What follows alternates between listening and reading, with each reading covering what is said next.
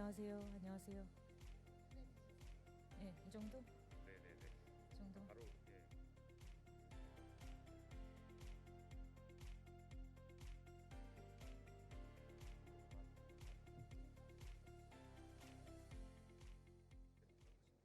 네. 잠깐만 사람들 좀만 기다리고요. 1분 정도만 기다리세요.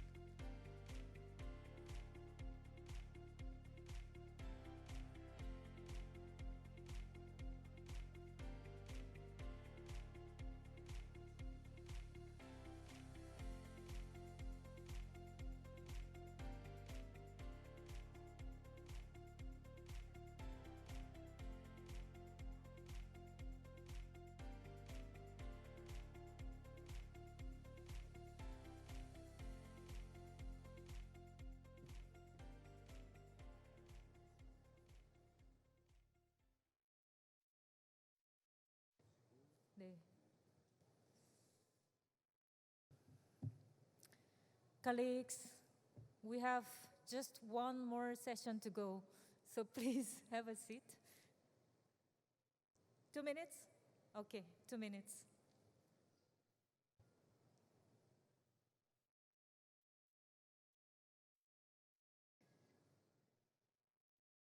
시간은?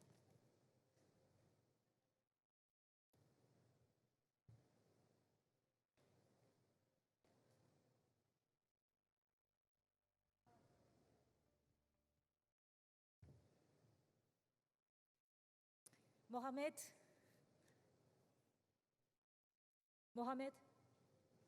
sorry to call your name in public.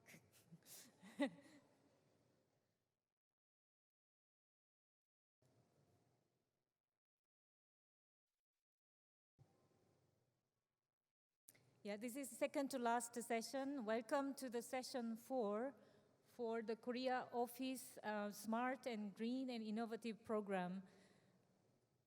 My name is Gyeongshim An. I'm a senior urban specialist from the World Bank Korea office. And you have heard a great story, good practices, and case studies from the Global Smart City program just now. And now we are moving to Korea office program. As our country representative, Mr. Jason Alford, mentioned at the opening session, Korea office was established in 2013 with a focus on knowledge and has since evolved as a technology and innovation hub for sustainable development. And we have a large and diverse thematic programs relating to the digital technology and green growth. And now we will hear from our 4 colleagues from sector specialists in Korea office how this program looks like. So our first speaker is Mr. Stamatis Kotougias, Senior Land Administration Specialist, and he will present Smart Cities and Urban and Land Management Program on the Korea office. Welcome, Stamatis. Thank you, Gyeongshim. Hello, colleagues. I hope you can hear me well. It's a pleasure to be with you today to talk about the Urban Development, Resilience and Land program in the East Asian Pacific region that is managed from the Korea office. Over the course of the past 4 days, we have really discussed where do we begin, where do we start? And a lot of speakers have said we do not start by defining the solution, by offering technologies to client countries and cities, but we start from the definition of the issues and challenges. And what are the trends for this region, this very heterogeneous region in terms of urban development, resilience and land?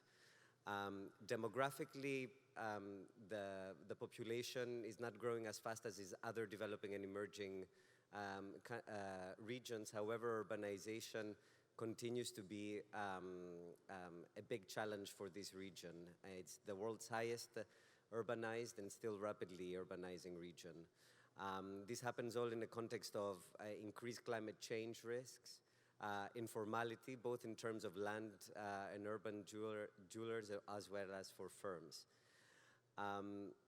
Over the next 30 years, it is expected that the urban population of this region will increase by a third, and the urban land area will increase by 80%. This means that there are going to be an increasing, soaring demand for services, for serviced land. And despite the moderate population growth, smaller household sizes creates the need for an additional 600 million housing units. This happens, as I mentioned before, in a context where natural disasters are affecting this region disproportionately more than any other emerging and developing region in the world. Hence, we have two main pillars for the work for urban and land in East Asia Pacific. One focusing on smart and green cities. And there, the objective of this work is to build knowledge, but most importantly, support the operationalization of smart urban systems in the East Asia and Pacific region. This work has two pillars. One that is country-specific, where we provide country program analytical support to Indonesia, Vietnam, and the Philippines. And a second pillar on regional knowledge services. The way that we have operationalized smart and green cities through this work is by starting by what is the smart city vision, strategy, and overall thematic area that each of the cities wants to focus on. Then we do a gap assessment about institutional, technological, and skills issues related to smart and green cities, and what are the major knowledge gaps. And then we focus in an area that is relatively unexplored by cities and stakeholders, and that's cost-benefit analysis.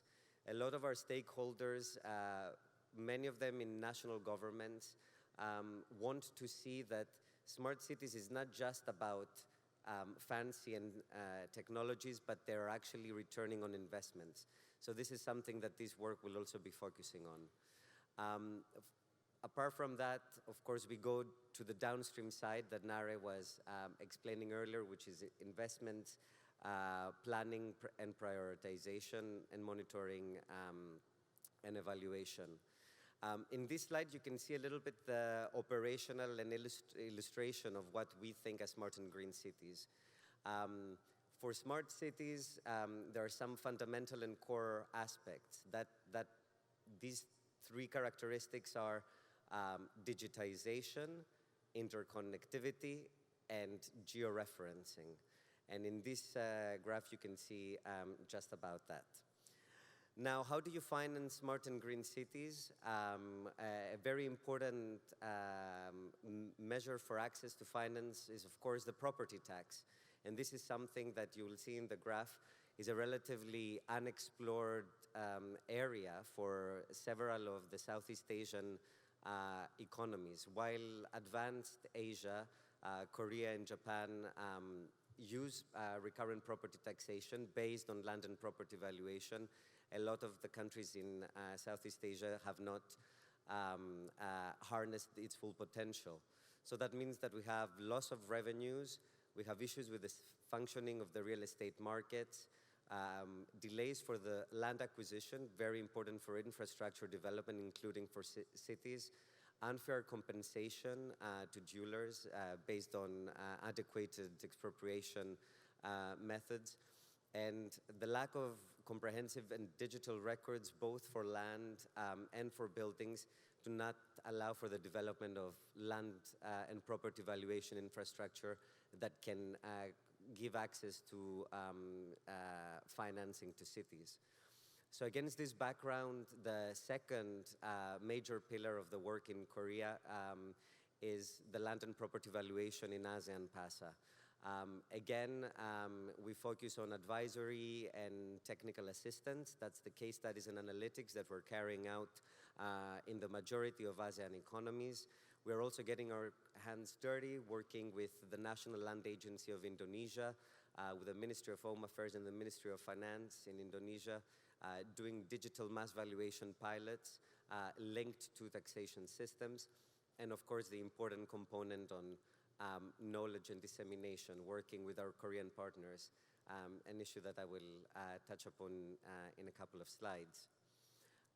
Beyond our work through these primarily advisory and analytical services initiatives, Gyeongshim and I, the two people working on the URL agenda from the Korea office, we're engaged in several investment projects. Some of the projects you can see are either subnational or national projects in Vietnam, in Lao PDR, working on land tenure strengthening activities, working with other colleagues on innovation and technology issues, beyond the urban resilience and land agenda, working with colleagues from the agriculture global practice, and so on. So it's a very dynamic and multidimensional work program. Finally, I wanted to conclude by thanking the Korean authorities for giving us this important space to work and operationalize several initiatives in urban resilience and land issues. This would not have been possible without the financial support through the Korea Office Trust Fund, the Korea World Bank Partnership Facility, but most importantly, without the valuable contributions at the technical, operational level from the Ministry of Land Infrastructure and Transport and a host of different agencies. You see the amount of collaboration and the agencies that Gyeongshim and I are working with. Particular thanks to the Land and Housing Corporation and the Real Estate Board, with whom we have particularly close ties. In some of these cases, also institutionalized through memorandum of understandings. So thank you very much once again. Gyeongshim, the floor is yours.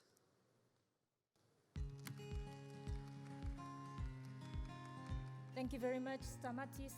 He gave a great overview about the urban system and how and land, all the infrastructure, services, and housing are intricately interacting, and how our two PASA programs are supporting the developing countries to build knowledge and operationalize their own system in the urban sector.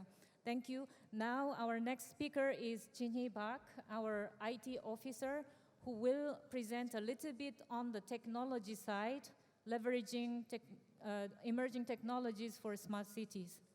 Jinhee, welcome. Thank you.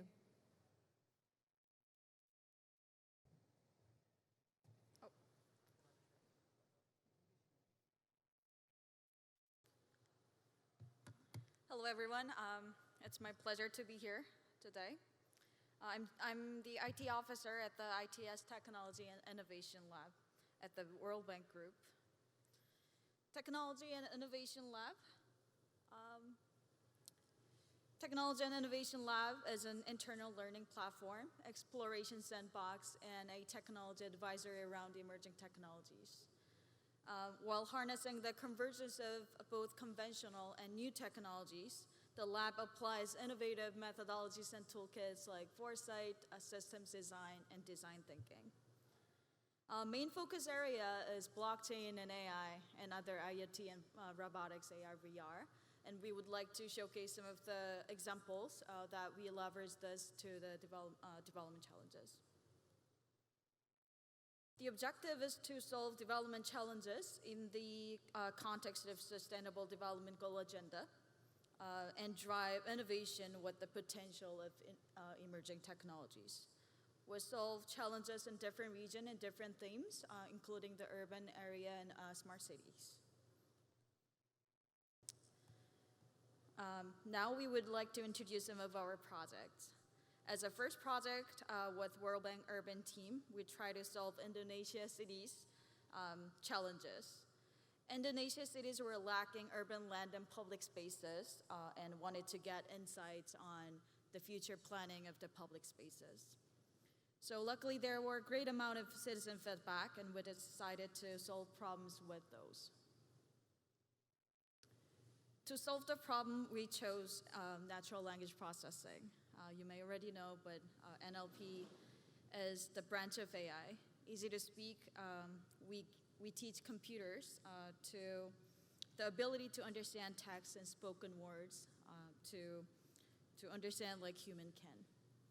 By leveraging NLP with comments from Indonesian cities, we could effectively get the outputs, including analytics of the text, capture the sentiment of citizen, sort and urgent action items, and provide analytics of feedback to the government. Overall, we scraped the data on 16 public cities in Semarang, Indonesia, conducted NLP development, and identified and assessed current condition and potential of public area. We then created the dashboard so that this can be accessible to the public. This project is under implementation, and we hope this could help bringing the residents, informal sector, and public-private sector together to develop areas and improve the circular economy. The next project, we worked with disaster risk team to solve Mexico City's post-disaster challenges. We helped the city to develop better targeted urban resilience investments and disaster plans. Mexico had very tough disasters such as earthquake and had difficulty with disaster recovery. But traditional CDR data, which is a mobile call data, was hard to access with low resolution and produced limited insights at intra-city level.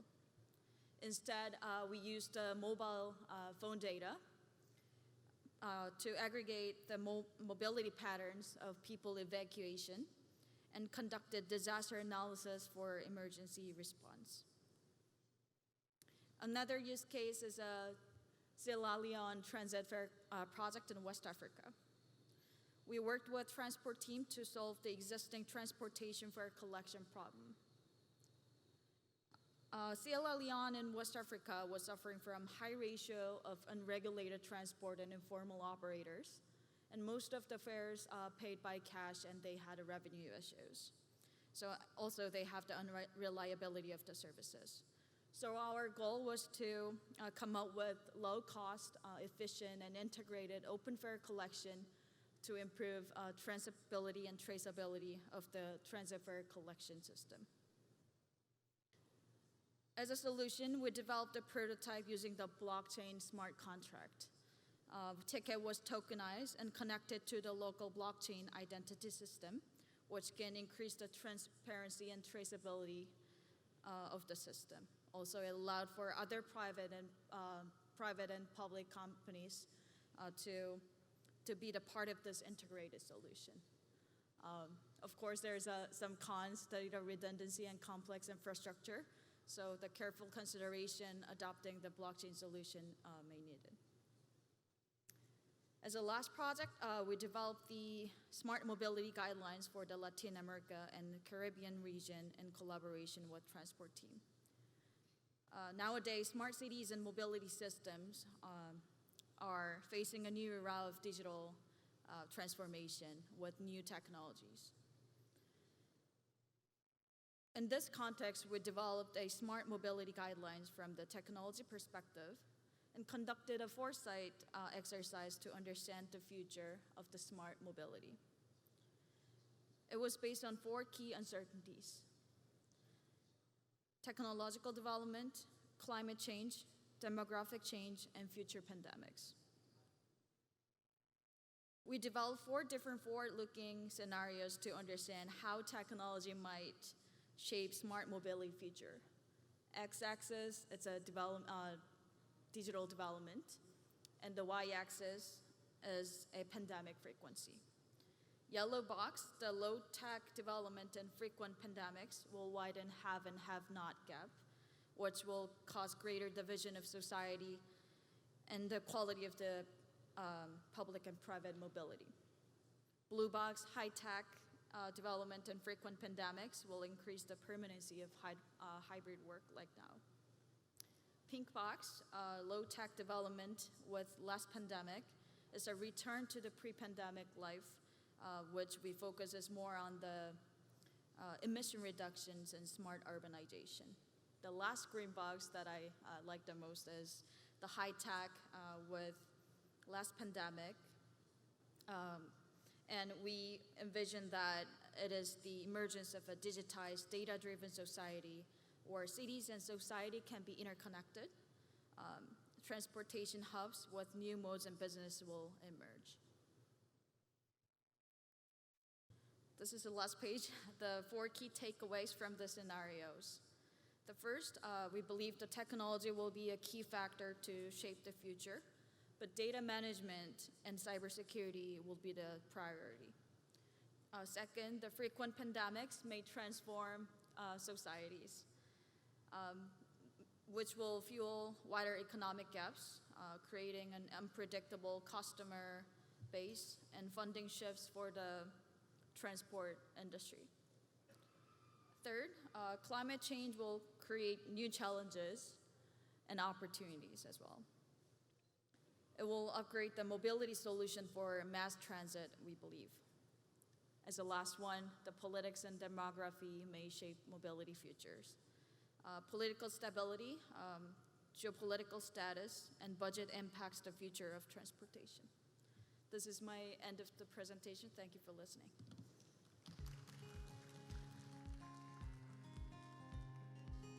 Thank you very much, Jin-hee. It's a great illustration of the examples, how technology and the sector team can go together. I used to have a problem with talking with the technicians who talks about blockchain, machine learning, IoT, but now we are working very well with the technical team through this collaboration on the operation. You see the examples of urban planning with the support of the T&I team and the transport and urban mobility and so on. So it's great to see further in going forward the good collaboration among sector teams to give a synergized effects to our clients. So our next speaker is going further to the digital development. Mr. Zaki Kori, our digital development specialist, will present digital development in smart cities. Thank you.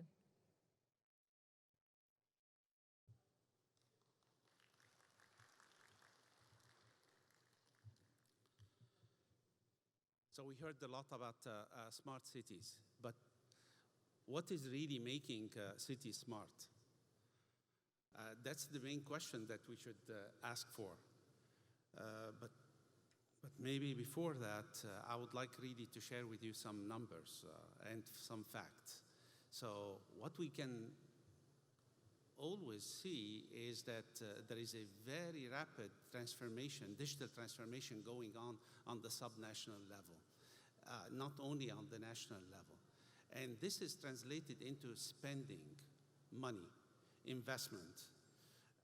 Just during the last 3 to 4 years, this investment has doubled or over doubled to almost $200 billion, just investment in the technology side, which is usually it's between 2 to 3% of what let's say cities will cost. We heard already my colleague talking about a new city, Alamein city in Egypt. This is really costing enormously, a very good investment, but count on 2 to 3% at least on the technological and digital side. So with this is also a witness of our capabilities in order really to generate data, capture the data, store it in terms of capacity of storage, but also manage it, share it, use it, and reuse it. And that's what will make it smart. if we do have such kind of capabilities of each one of the sectors and the elements in a city, which mean that I can really get the benefit of such kind of investment of technology that I'm trying really to invest for. And why is this? In order really to have a more innovative, better services, but in the same time also a better quality of life for citizens, mainly for citizens. That's my prime, I would say, objective. And then to create more opportunities for the private sector, and make sure that the subnational government is governing to the benefit of its consistency. So with this, any city is trying really to benefit from the digital investment and trying really to go after, let's say, how smartness each one of the sector is. We saw my colleague, Stamatis, is talking about land. We already talked about mobility. And different sectors are there. Doesn't matter, because all of these are challenges that we need to face it at a certain time. What is really the important side is, again, is really go after the goal. The goal is to improve the services that are coming, and in the same time to have a better quality of life inside of the city. This is what will make it at the end of the day smart. So technology here, or the digital aspect, is at the end of the day is really the enabler for such kind of reaching such goal. So it's very simple. So if we need it to be smart, so we have to be really going after the data that is being produced, stored, used and reused and shared in order really to make sense and create value, economic value, social value, and even innovation by itself is a value that can be created. So, where to start? Definitely, if I go to number 3, which is what we saw so far in our presentation, it's really focusing on a sector, trying to leverage the technology, maximize the benefit of the innovation that is generated, and then go deeper and deeper in order to make it more efficient, more effective, and easy to use. However, there are fundamentals. The fundamentals is that I cannot do this unless I do have some horizontals.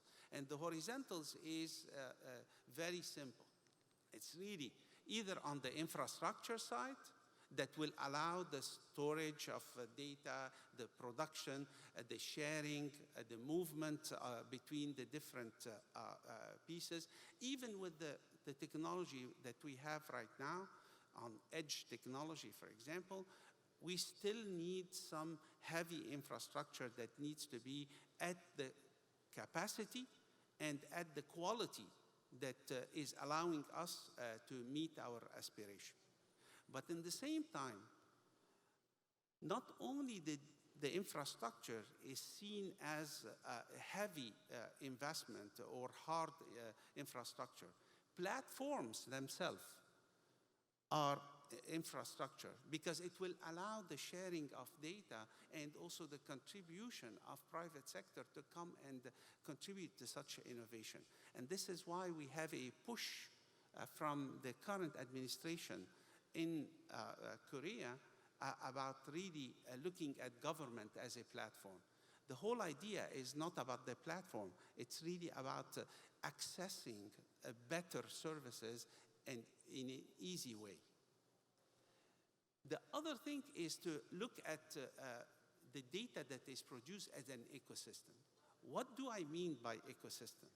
Ecosystem, which means that it's more than just one element by itself.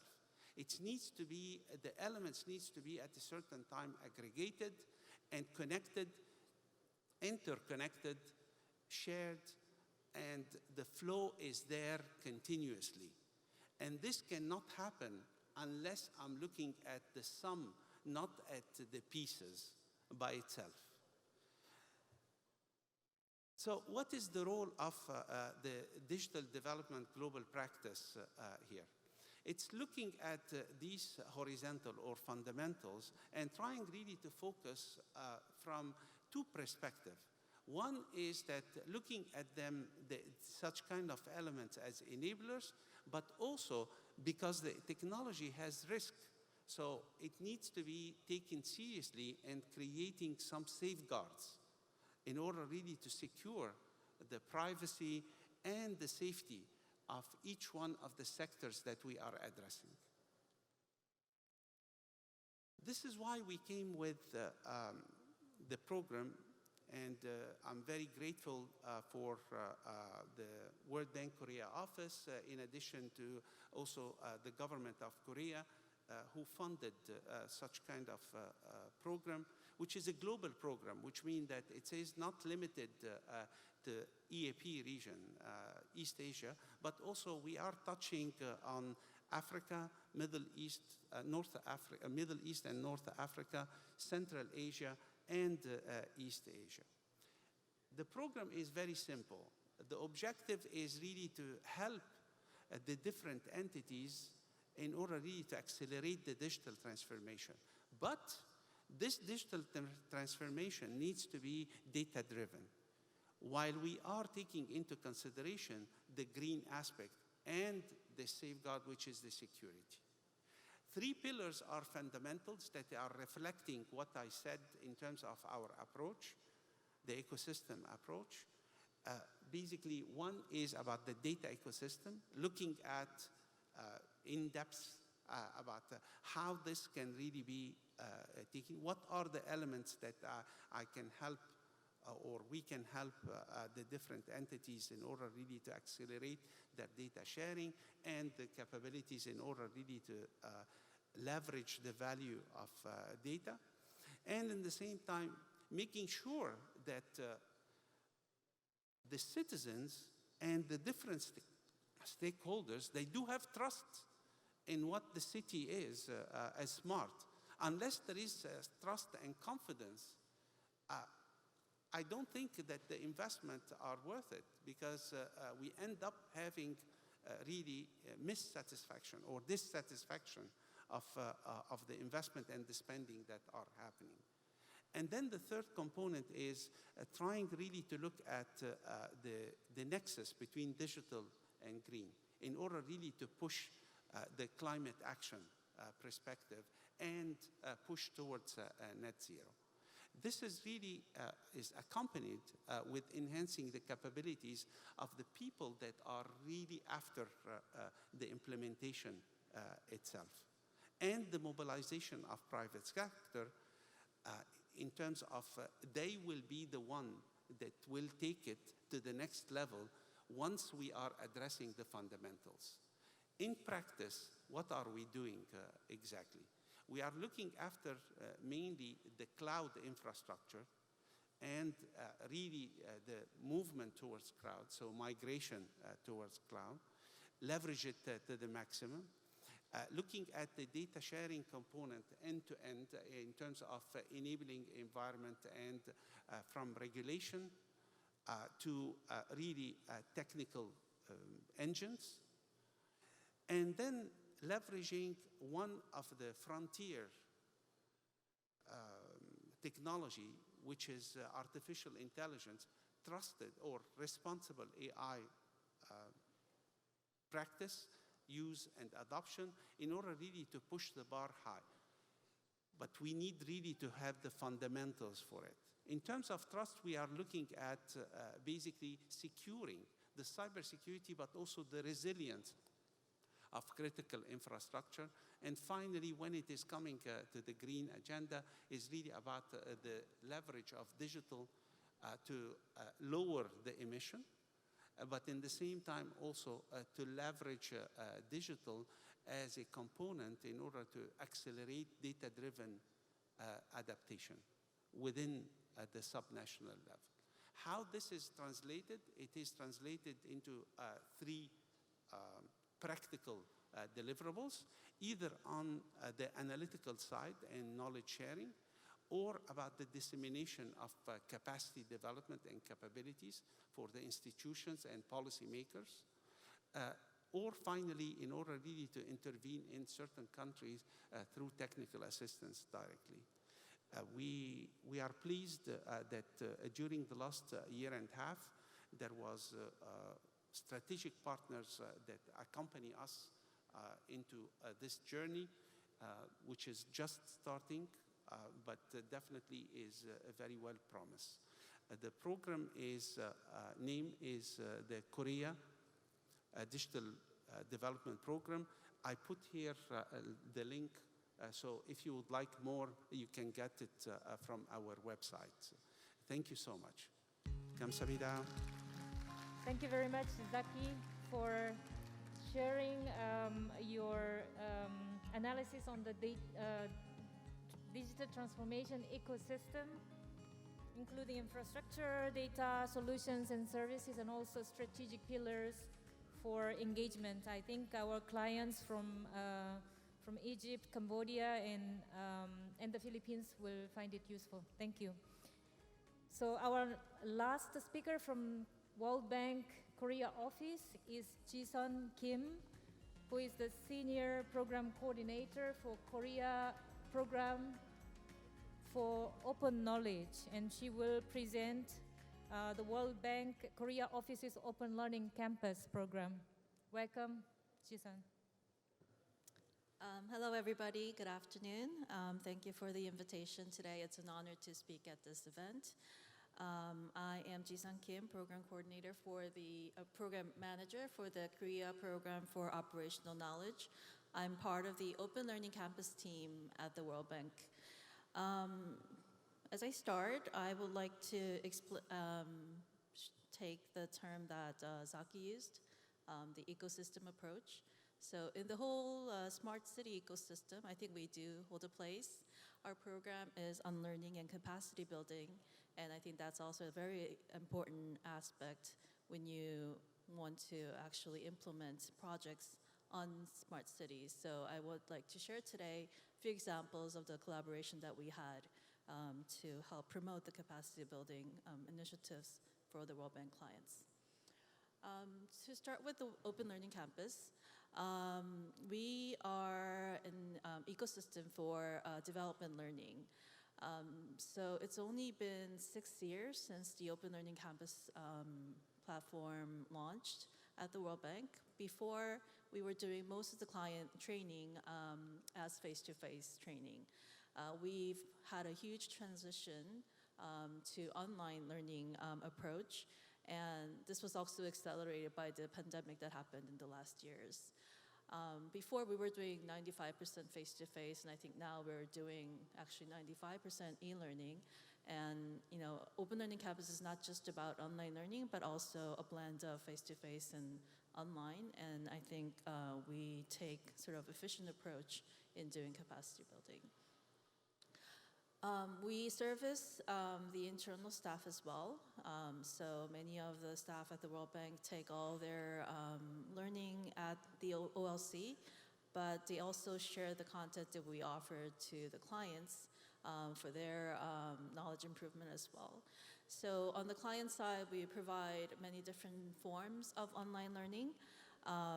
We have things such as MOOCs, bite-sized learning videos, which are sort of like the YouTube videos, blended learning, which combines face-to-face and online offerings, also self-paced and facilitated online courses, which are the sort of traditional e-learnings that you know of. At the OLC, we also try to be more smart and bring in technological improvements. So, we try to pilot tutor bots to answer questions in the online courses. We have AI-based personalized learning that makes recommendations to people who come into the OLC site.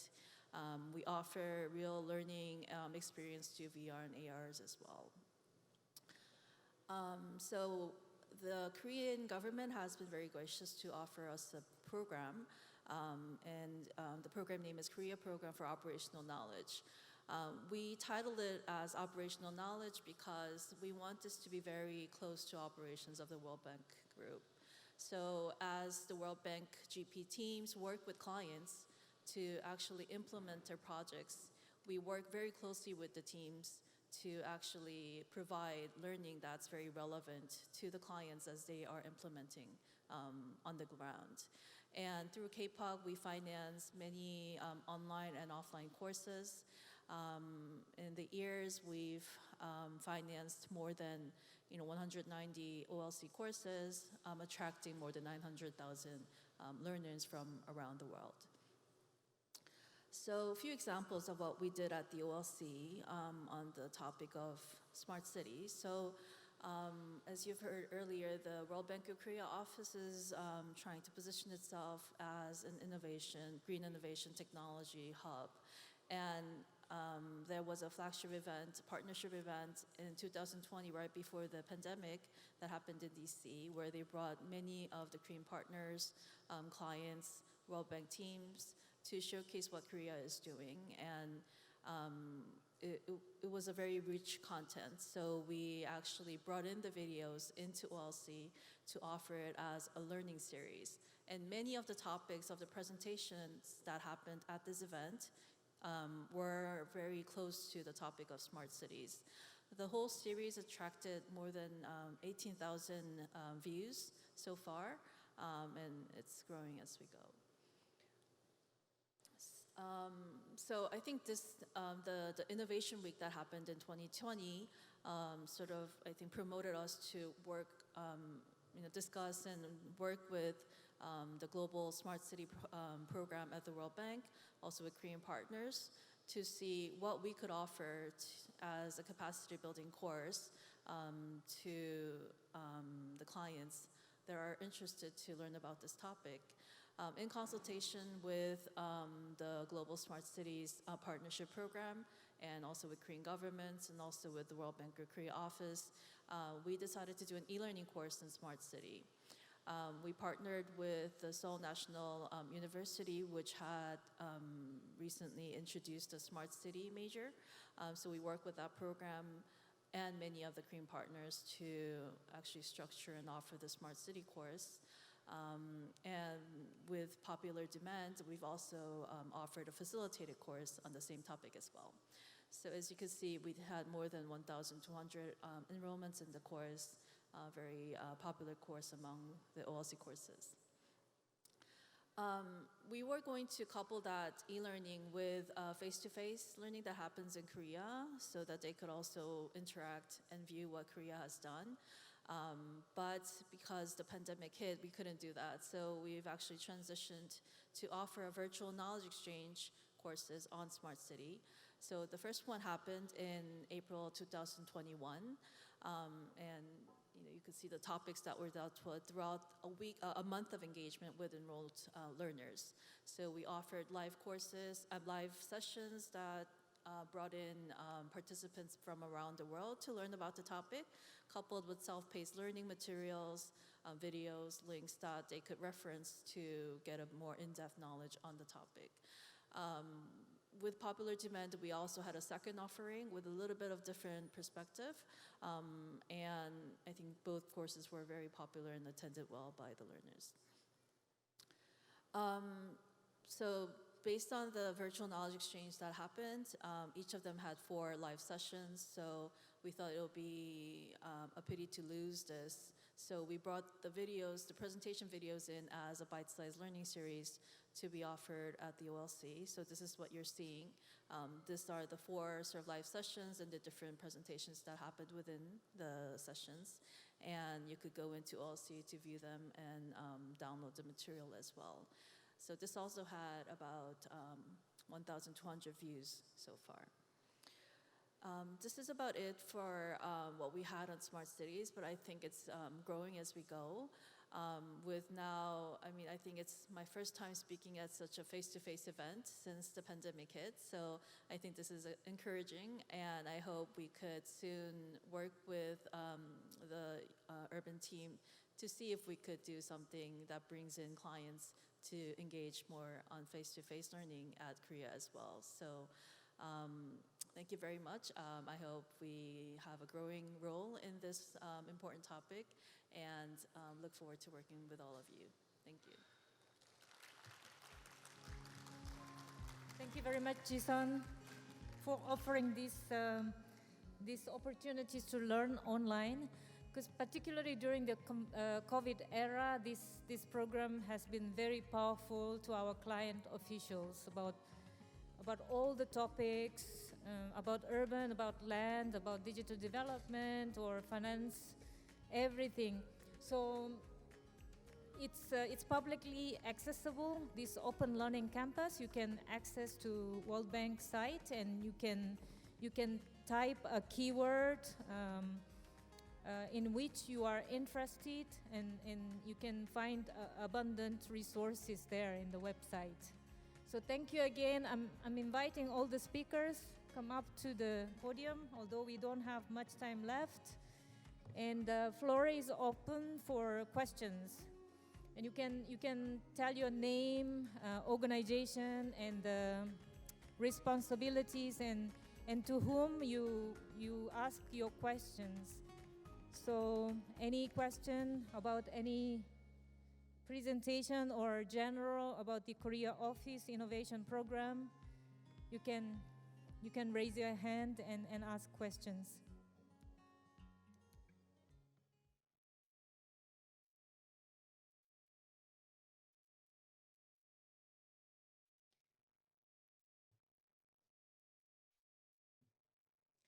It's Friday afternoon and everybody is a bit exhausted, but I think we have only one more session after this to go, and our weekend is waiting. So any questions from the audience?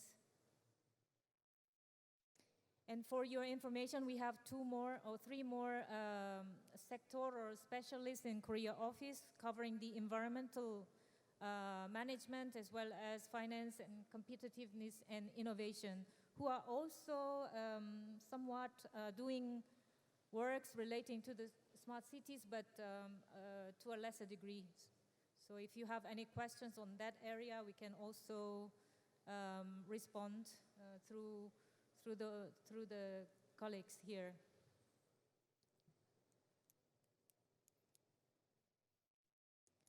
Yes, please.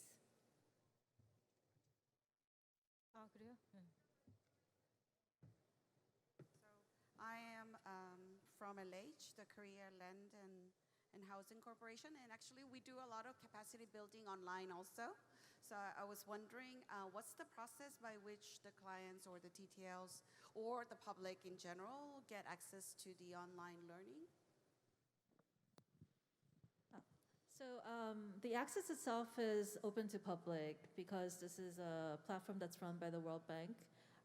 So anybody who visits, for bite-sized learning, you don't have to register, but for formal learning courses, you do have to take a bit of effort in registering on the site. But after that, it's really all accessible and available to the public. Thank you.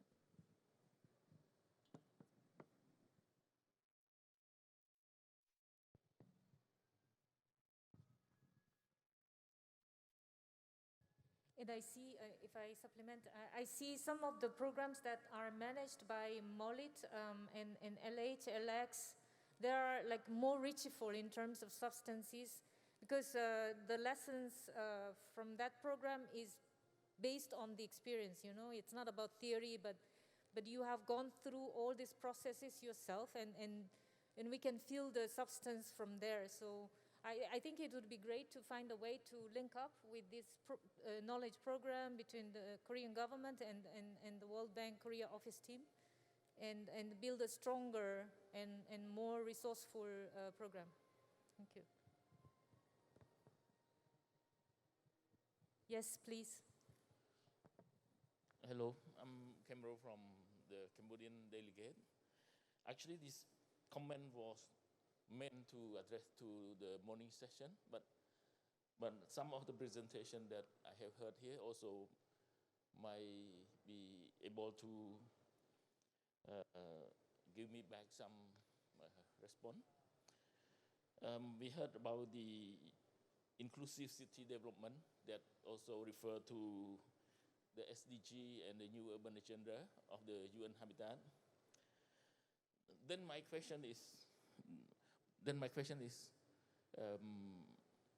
what is the balance between smart city and affordability?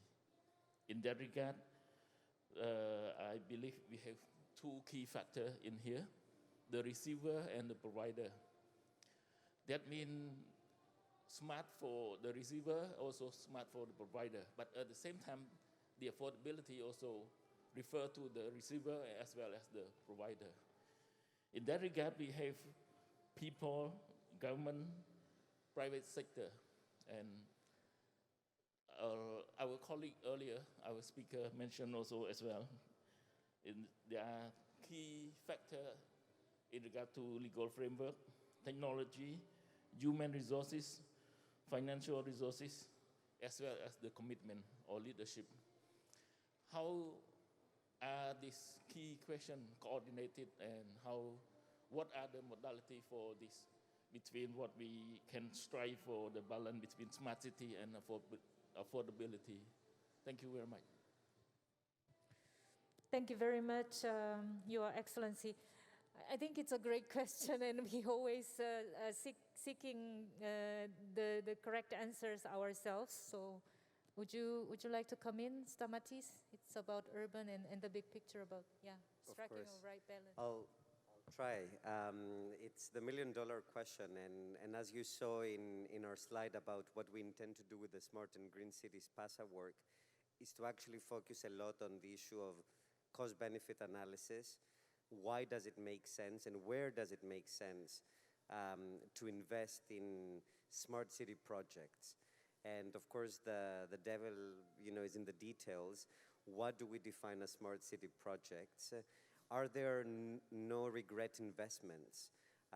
You will have many that tell you that when you invest in the digitization of fundamental core data sets, georeferencing, digitizing, and then creating digitalized processes using that data, this is a no-regret investment. But the question is, how do you do it? And how do you work with the private sector? There are many ways, many good lessons learned about working between the public and the private sector, and Korea has many of these to share. And there are others in emerging countries where you have usually a foreign company presenting its technology and then capturing a market segment, creating processes that are not interoperable. This is something that we heard from the Philippines, for example.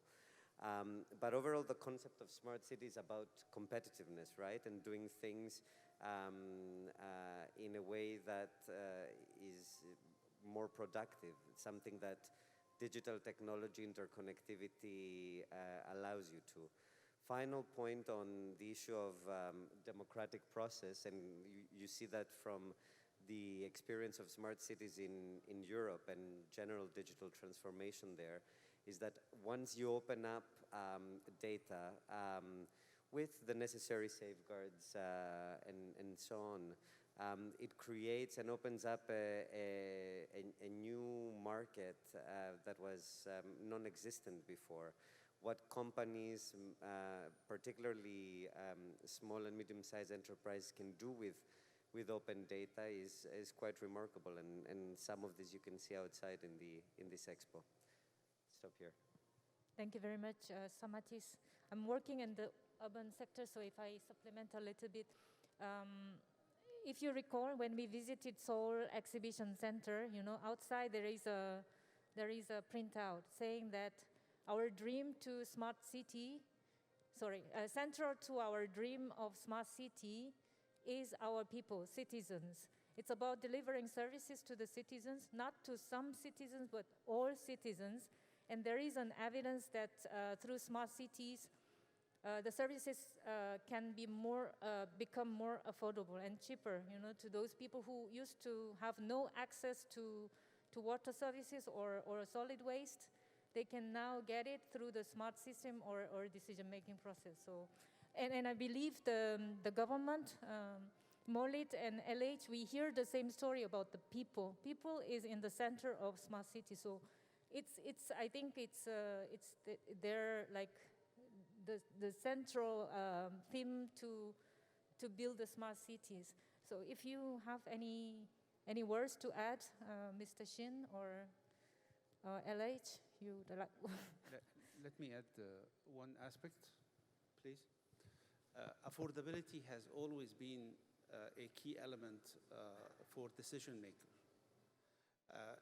In order really to make, let's say, I wouldn't say the right decision, but at least informative decision about affordability, there is always an assessment, two assessments that needs to be taken into consideration. The social side, which is securing accessibility and inclusion. We touched on it a little bit previously, but if we are talking about investment in a broadband infrastructure, which means that upgrading a little bit the copper lines that you have in the city, tripling the cost here, the first thing that you will think about it is that if citizens and private sector and the different stakeholders will really afford the service itself.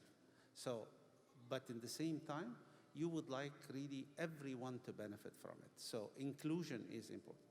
The second aspect, which is basically the economic aspect, and this is really about the value creation out of it.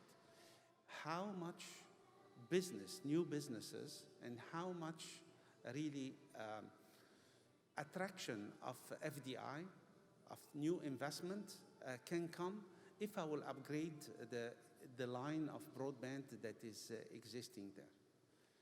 I will give you a concrete example. We saw the city of Alamein, which is in Egypt. It has a data center. It's almost 3 or 4 times the capacity of existing usage that it has. Why? Because it's a future looking, because there is an economic assessment that, or let's say ingredients that needs to be taken into consideration in order to attract more businesses there. So there is a dollar sign that needs to be calculated for the decision maker before calculating it.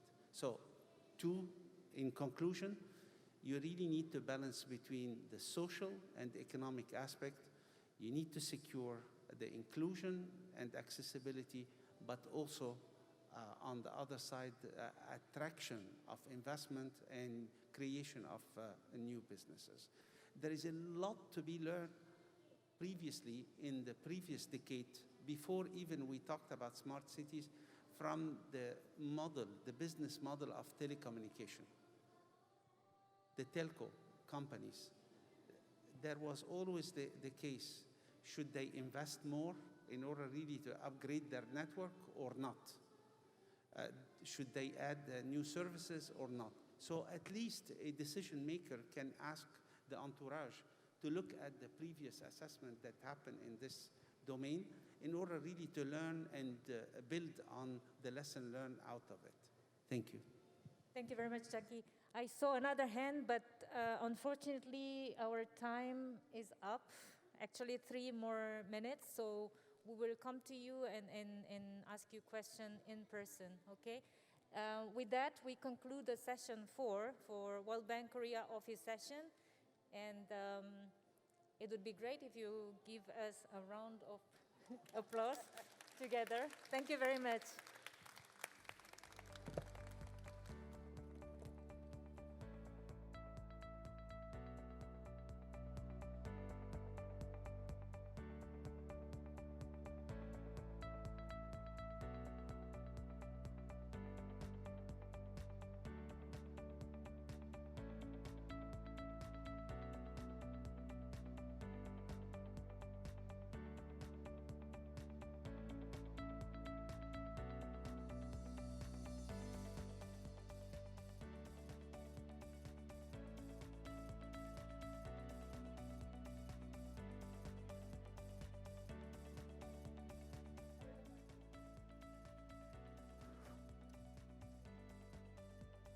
Okay, so we are moving to the next session, which is the final session of today's conference. I know some of our delegations are actually moving to another room for the wrap-up of the week-long knowledge exchange program. But I would like to really encourage our remaining audience to join us in the final session, which is really focused on how we can really promote the Korean experts and firms and companies to participate in the global smart city market. So we will invite 4 of the Global Smart City Partnership Program experts who have participated in the World Bank Group financed engagements, investments, opportunities to share their experiences through an engaging panel discussion. So if you are here, please move up to the front. I will try to keep it as informal and engaging as much as possible, hopefully entertaining. So please join us in the front row if you can. This is your prime chance to become a VIP of the day, finally. So please move up, and we will make it conversational as much as possible.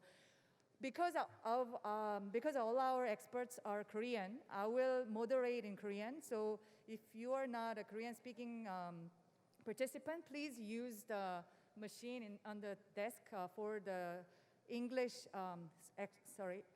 Korean-English translation.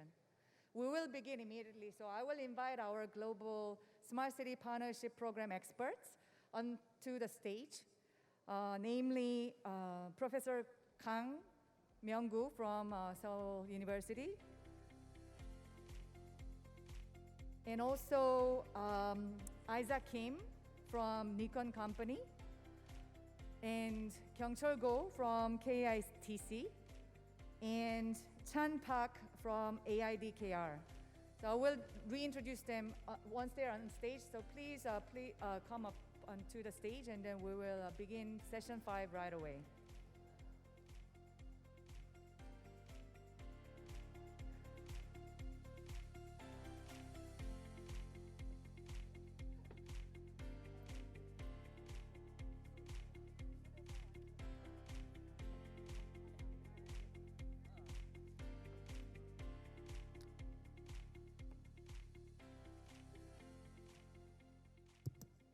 네, 안녕하세요. 그러면 저희 마지막 세션인 세션 5 시작하도록 하겠습니다. 네, 오늘 하루 종일 또 특히 한국어 참가자분들 이렇게 영어로 세션 하시느라 많이 힘드셨을 텐데 저도 갑자기 말 바꾸려니 좀 쉽진 않네요. 어쨌든 편안한 분위기에서 자유롭게 질의응답 하시고 말씀 나누셨으면 좋겠습니다. 네, 이번 세션 한국말이니까 부담 없이 해주시면 좋겠고요. I will let you know there is an Korean English interpretation available, so please do join us. 먼저 그러면 간단히 다시 소개를 드리도록 하겠습니다. 지금 여기 계신 4분은 저희 아까 소개드렸던 글로벌 스마트시티 프로그램에 그동안 전문가로 참여해 주신 한국 전문가분들이시고요. 제 오른쪽 제일 끝에서부터 KITC의 공영철 상무님이십니다. 그리고 저희 한국축산데이터 대표를 맡고 계신 박찬 대표님이십니다. 또 서울시립대 도시계획과 교수님이신 강명구 교수님 소개드리고요. 그리고 니콘 컴퍼니의 김희삭 수석님, 공동 대표를 맡고 계십니다. 그래서 저희 이제 그동안 글로벌 스마트시티 프로그램 지원을 다각도로 해주셨는데 먼저 시작하면서 간단하게 저희 프로그램 통해서 그동안 어떤 업무를 좀 하셨는지 소개를 좀 해주시면 좋겠습니다. 예, 안녕하세요. KITC의 고경철입니다. 저 같은 경우는 GSCP 프로그램 중에서 3개를 좀 담당을 했습니다. 그래서 3개가 약간 성격이 각기 다른데요. 첫 번째 맡은 게 이제 베트남 메콩강의 빈농의 스마트시티를 담당했고요. 두 번째가 이제 카자흐스탄의 스마트시티 마스터 플랜을 작성한 것에 대한 검토와 검증을 한 게 하나가 있었고요. 그다음 세 번째는 이제 스리랑카의 도시에 대한 이제 스마트시티를 진행했고 각기 성격이 좀 달랐습니다. 그래서 이제 전체에 대한 마스터 플랜 한 거와 다른 분이 마스터 플랜 한 거를 검토한 거와 그리고 다른 프로그램에서 스마트시티가 일부분 들어간 거로 해서 이제 성격이 약간 다른 부분을 해가지고 다른 내용으로 인해서 조금 다양하게 경험해봤다 이렇게 말씀드릴 수 있겠습니다. 예. 네, 감사합니다. 네, 박찬 대표님은 저희 프로그램 통해서 어떤 업무를 좀 지원하셨을까요?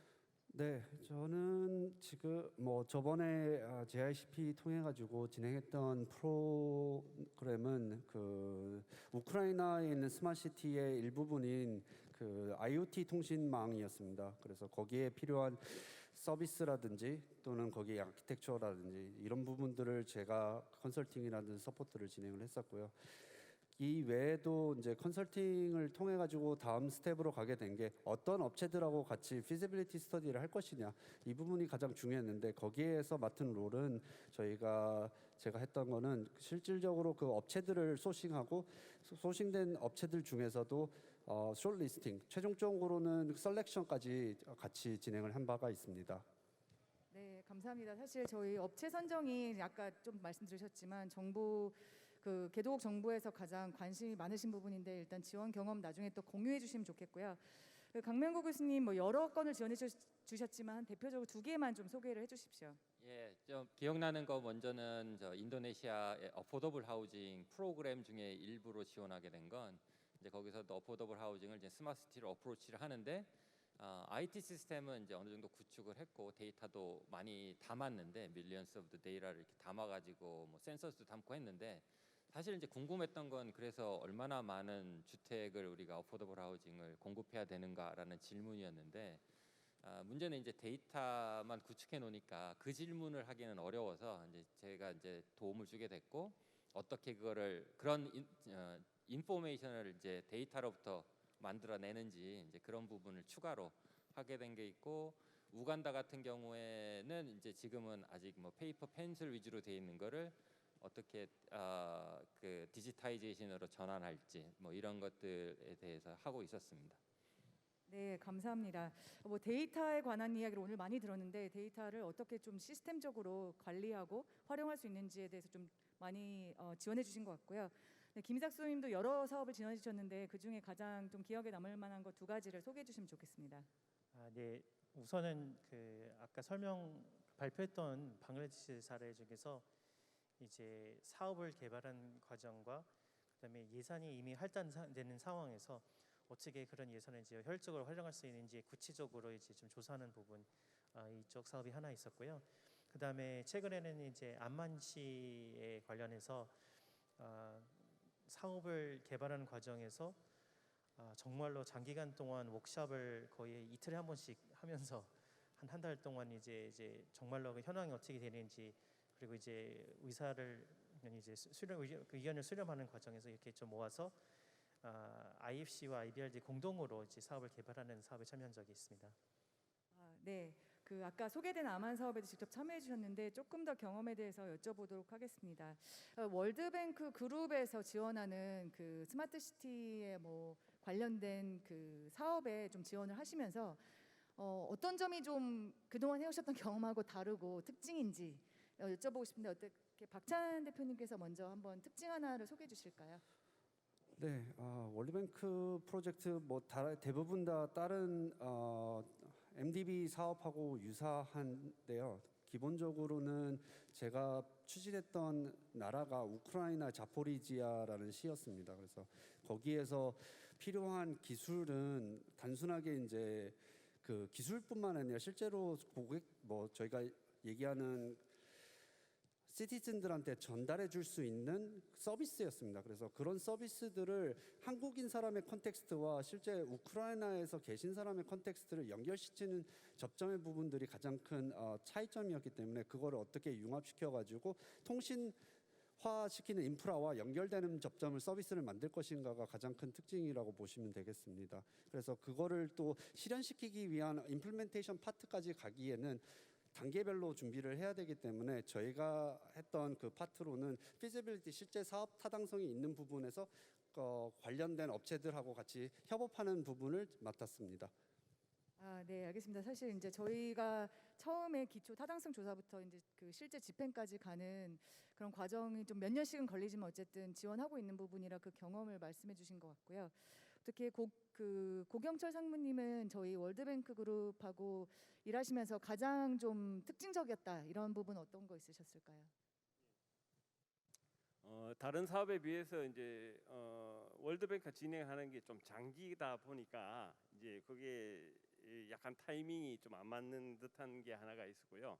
그리고 이제 개인적인 뭐 회사 일이나 업무를 하다가 이제 월드뱅크 일이랑 같이 하다 보니까 그 타이밍 맞추는 게 조금 쉽지 않나 이런 게 하나가 있고, 그리고 현지에 가 보면은 현지와 굉장히 교류를 많이 해야 되죠. 교류를 많이 해야 되는데 시간이 짧다 보니까 서로 이해하고 교감하고 이 현지화 시키는데 그 기간이 굉장히 짧더라라는 겁니다.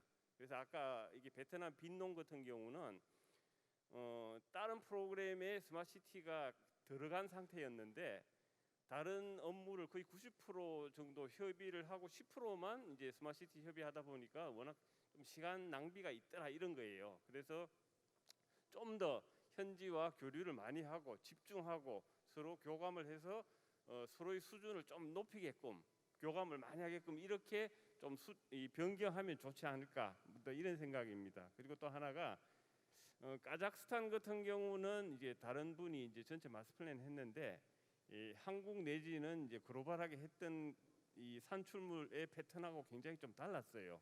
그래서 뭐 개인 생각입니다만은 이걸 가지고 어떻게 실행하지 하는 그런 생각이 좀 들 정도였어요. 뭐 외람될지 모르겠습니다만은 그래서 조금 이렇게 표준 내지는 이렇게 꼭 이렇게 산출물 중에서 준수해야 될 사항을 잘 정돈하고 거기에 맞추면은 굉장히 좀 수준이 올라가지 않을까 뭐 이런 생각도 해봤습니다. 이제 뭐 그게 제일 큰 거고요. 현지화의 시간을 조금 더 많이 가지게끔 이렇게 하자라는 게 이고요. 뭐 팬데믹 상황에서는 조금 어쩔 수가 없었습니다만은 요거는 조금 앞으로 이렇게 약간 수정을 한다면은 좋은 결과가 나올 거로 예상합니다. 감사합니다. 네, 안 그래도 저희 이제 팬데믹 상황에서 이제 원격으로 지원하시는데 어려움이 많으셨을 것 같고 공동적인 저희 어려움으로 지적이 되는 사항이 맞습니다. 그리고 또 저희가 이제 산출물을 좀 더 명확하게 해서 관리한다면 효과가 좋을 거라는 지적을 해주셨는데 저희도 많이 공감하고 있고요.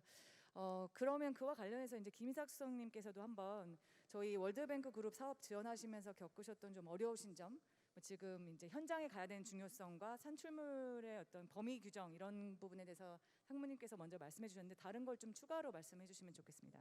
네.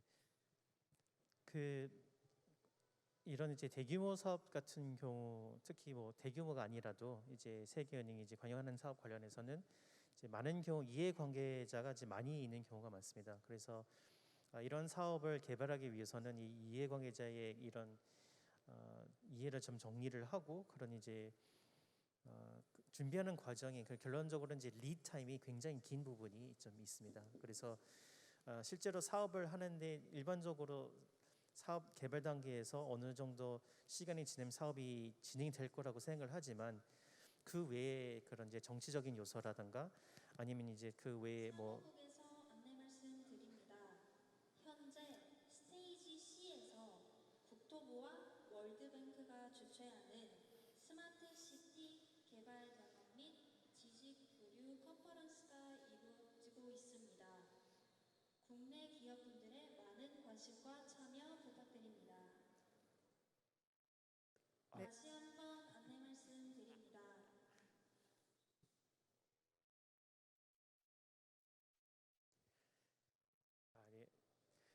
갑자기 생각이 현재 스테이지 C에서 국토부와 월드뱅크가 주최하는 스마트시티 개발 경험 및 지식 교류 컨퍼런스가 이루어지고 있사오니 국내 기업분들의 많은 관심과 참여 부탁드립니다. 감사합니다. 네, 그래서 말씀드린 대로 리드 타임이 길기 때문에 일반적으로 저희 민간 기업이 생각하는 페이스가 좀 다른 부분이 좀 있습니다. 그런데 그렇다고 모든 게 느리게 진행되는 것이 아니고 특정 시기에는 또 갑자기 모든 산출물이 나와야 되는 이제 상황이 생기기도 해서 그럴 때는 정말로 이제 짧은 시간 안에 모든 것을 준비해서 지금 제출해야 되는 그런 이제 긴박한 상황도 사실은 좀 종종 있었던 것으로 기억합니다. 네. 네, 공영자 상무님께서 말씀해 주신 것 비슷한 것 같아요. 어쨌든 저희가 이제 프로젝트를 진행하면서 좀 시간 관리가 또 저희 마음대로 되는 게 아닌 만큼 이제 일해 주시는 전문가분들께서도 시간을 맞추는 부분이나 또 일이 몰릴 때랑 좀 한적할 때가 좀 미리 예상하기 어려워서 좀 어려움 겪으시는 부분을 또 지적해 주셨고, 또 전반적으로 저 이제 또 그 일반 기업 부문보다는 프로젝트 진행 속도가 매우 좀 느린 점, 이런 거를 어려운 점으로 지적해 주셨는데요. 뭐 강 교수님께서는 또 어떤 부분이 있으셨을까요? 예, 뭐 저는 아무래도 이제 도시계획이 백그라운드다 보니까 이제 그런 관점에서 말씀을 드린다면, 이게 이제 도시 개발을 하는 일인데, 이 시작하는 어떤 포인트, 그러니까 시작점, 어떻게 접근할지 하는 시작점에 대해서 조금 더 이해가 있었으면 하는 바람이 있는 게, 그러니까 도시를 이제 잘 만든다는 건 결국 이제 거기에 사는 시민들이나 이제 모든 사람들이 더 이제 잘 살고 뭐 환경도 좋고 뭐 이런 거를 상상하는데, 이 말이 이제 언뜻 하면 약간, 그러니까 대부분의 이제 접근은 어떤 식이냐면 쇼핑센터의 주인처럼 이렇게 잘 뭘 만들어서 어떤 고립된 개인들을 각각 이렇게 뭐 플리즈하는 게 이제 고객 만족을 시킨다, 이런 식의 접근이랑 상상을 하시는데,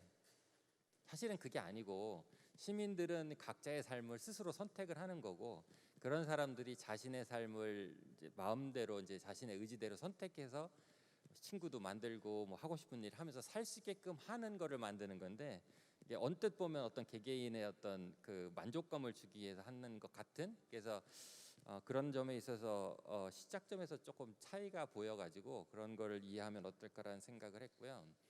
같은 맥락에서 이제 도시 개발한다는 것 자체의 어떤 유니크한 특성이 있는데, 가장 기본적인 특성은 장시간이 걸린다는 겁니다. 뭐 아시다시피 못해도 5년, 10년이고 뭐 보통 10년, 20년, 30년을 하잖아요. 근데 이제 이게 무슨 의미냐면 그냥 오래 걸린다 이런 뜻이 아니고요. 이게 오래 걸리기 때문에 이 전체적인 일을 하는 데 있어서는, 그러니까 전체 그림, 홀 픽처도 있어야 되고, 또 가능한 그러니까 그거를 두어블한 사이즈로 잘라 가지고 또 이제 브레이크를 해서 뭐 1년이나 6개월로 하는 걸로 이제 잘라서 또 접근을 할 수밖에 없거든요. 그래야 이제 하나씩 해내니까. 근데 문제는 이게 직소 퍼즐처럼 막 잘라 놓으면 이게 이제 전체가 안 보이는, 그래서 전체 그림하고 각각 하는 행위하고를 다 볼 줄을 알아야 되는데, 제가 좀 다른 예를 들면, 제가 대학 졸업하고는 건설회사에 좀 있었어요. 그래서 워터파크라고 하는 걸 만드는 걸 있었는데, 한 3년 이제 하는 과정 속에 이제 땅 파는 것부터 해가지고 준공까지 하는 걸 했다면, 처음 거의 1년 한 거는 대부분 이제 콘크리트를 타설하는 게 다였거든요. 그러니까 맨날 그냥 일어나서 콘크리트 붓고, 콘크리트 워낙 큰 걸 하니까. 그러니까 생각해 보면 어느 누군가가 그 1년차 어린애 와서 생각한다면, 워터파크 만드는 건 콘크리트 붓기구나라고 생각할 수 있을 거예요. 근데 그거는 일단 어떤 과정이고 부분이었죠. 그 다음에는 이제 뭐 여러 가지 시설도 해야 되고, 뭐 수질을 관리하는 시스템도 다 넣어야 되고, 뭐 어마어마한 일들이 들어가는데, 그러니까 도시도 아까처럼 스마트시티를 가는데, 뭐 예를 들어 IT도 당연히 필요한 건데, 그거 하는데도 또 이게 쉽지 않은 시간이 걸리거든요. 1, 2년이 걸리고 또 그 다음 거 하고 해야 되는데, 그걸 하다 보면 그 중간에 들어온 사람은 스마트시티는 컴퓨터 셋업하는 거구나, 이런 식의 이제 오해들을 자꾸 일어나니까, 이게 전체 픽처에서 우리가 뭘 하려고 했는가라는 거하고, 각 뭐 시기별이나 아니면 부문별로 이제 뭘 해왔고 했었는가라는 거를 이제 둘 다 보는 것들이 필요한데, 이제 가끔 그거를 이제 전체를 놓치거나 아니면 부분을 놓치거나 이제 이런 문제들이 좀 있었던 것이어서, 그런 부분에 있어서, 그리고 이제 그런 과정에서 이제 긴 시간이라는 거는 또 하나 이제 따라오는 문제가, 예상되는 문제가 있습니다. 어차피 우리가 현실에서 사는 데는 계속 뭐 선거도 있게 되고, 뭐 리더십도 바뀌게 되고, 당연히 바뀌게 되거든요. 그러니까 안 바뀌고 잘 되면 잘 하겠다, 이거는 사실은 현실에 떠나서 하는 얘기고, 현실은 늘 바뀌게 돼 있는 거고, 그런 상황에서 이걸 만들어가는 걸 어떻게 하느냐가 사실은 이제 숙제인 거지, 잘 돼 있으면 내가 할 수 있다 없다, 그게 안 돼서 안 된다라는 거는 어떻게 보면 그냥 비현실적인 가정이기 때문에, 그러니까 그 과정에서 할 수 있는 거를 이제 갖춰야 되는 이제 그런 노하우들이 좀 더 원래 이제 그런 게 필요한 영역이니까 긴 시간이 있는 거라서 그런 것이 이야기됐으면 좋겠다라는 말씀을 드려봅니다. 네, 감사합니다. 저희가 주로는 아까 말씀 많이 들으신 것처럼 그 전반적인 도시 계획 혹은 뭐 국가 차원의 계획을 기반으로 해서 이제 점차 그 프로젝트 기획을 하고 이제 입안을 하게 되는데 사실 전문가분들께서도 경우에 따라서는 아까 말씀해주신 것처럼 프로젝트의 뭐 중간 단계 이미 뭐 그 정책이라든지 전략은 다 세워지고 중간 단계 들어오셔서 아마 그 어떤 단면을 보시고 그 단면에 맞는 것만 하셔야 돼서 좀 어려우신 부분이 있었을 수 있을 것 같아요. 근데 이제 아까 말씀 주신 것처럼 전체랑 부분을 좀 다 같이 가져가는 게 좀 저희 월드뱅크 그룹에서도 좀 숙제인 것 같고요. 좋은 제언도 감사드립니다. 직접 경험하시면서 아마 보셨던 좀 안타까운 점들을 같이 공유해 주신 것 같은데요.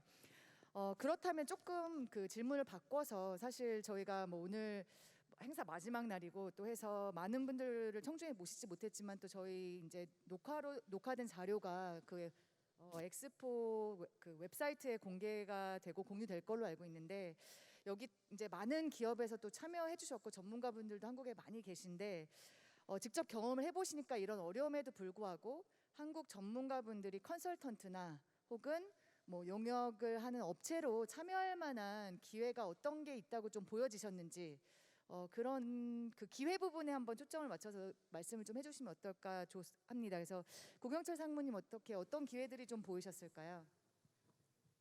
예, 그 대한민국 같은 경우는 2015년 이후에 뭐 KCN, 다음에 ODA, ESP, EIPP 해가지고 프로그램이 한 여러 개가 동시에 돌아가고 수십 개 국가, 수십 개 도시에 대한 지원을 이렇게 했습니다. 뭐 했지만 현재 이제 원점에서 다시 돌아보면은 그냥 이런 원조 사업을 단순 국가와 도시에 대한 원조로 볼 것이냐 아니면은 이제 스마트시티라는 수출 성과도 내야 되는 이런 관점에서 볼 거냐라고 보면은 국가와 도시를 선별하는데 단지 이 한국에서 진행하는데 관심이 있는 나라와 국가만 선택할 것이냐 아니면은 좀 더 스마트시티가 도입하기에 성숙된 국가와 도시를 좀 더 선정할 것이냐 이거는 조금 신중히 분석해 볼 필요가 있다라는 겁니다.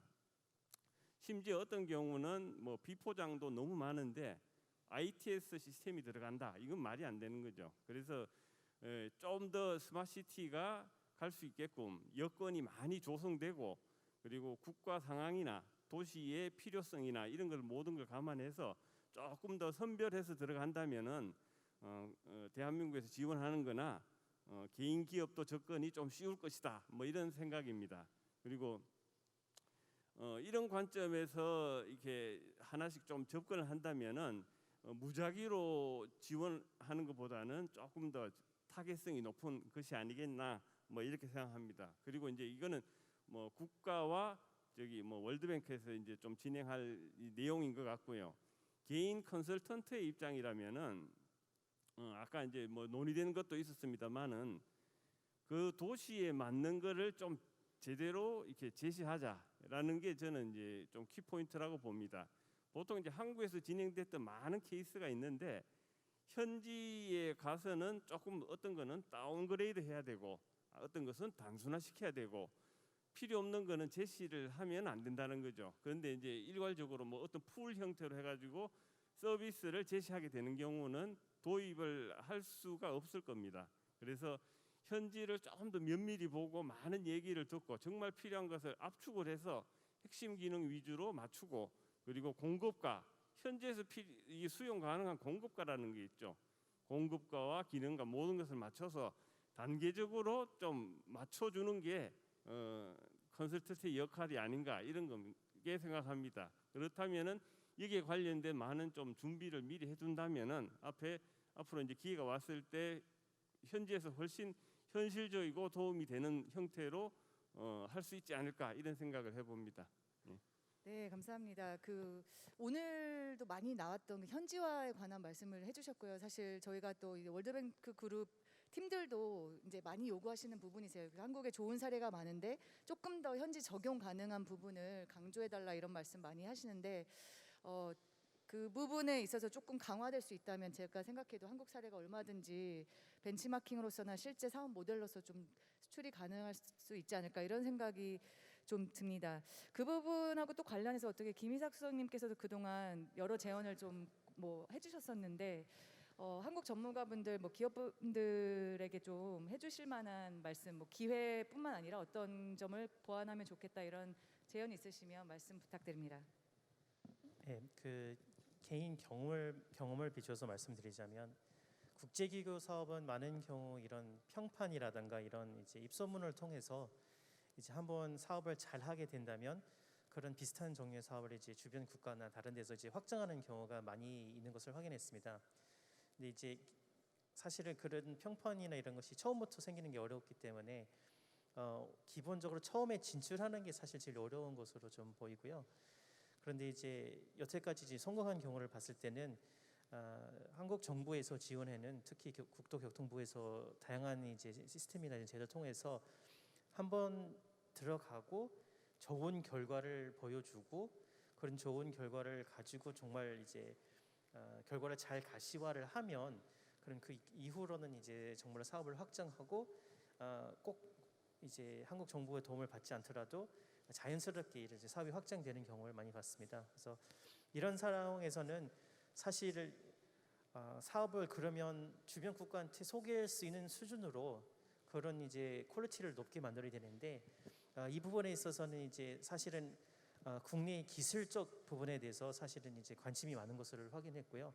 이제 기술 외적인 요소들은 그 부분은 좀 더 보완이 필요하겠지만 아무래도 국내 기업들이 이제 기술적인 요소 같은 거를 잘 강점을 좀 살리고 그다음에 이제 그 외에 기술 외적인 부분 중에 하나는 이제 언어적인 문제가 사실 좀 있었던 걸로 기억합니다. 그래서 이제 그 사업 결과물이 주변 국가한테 퍼지기 위해서는 정말로 이게 언어적인 부분도 좀 완벽한 부분이 좀 있어야 쉽게 다른 이제 주변 국가한테 전파될 수 있는 가능성이 있던 것으로 기억합니다.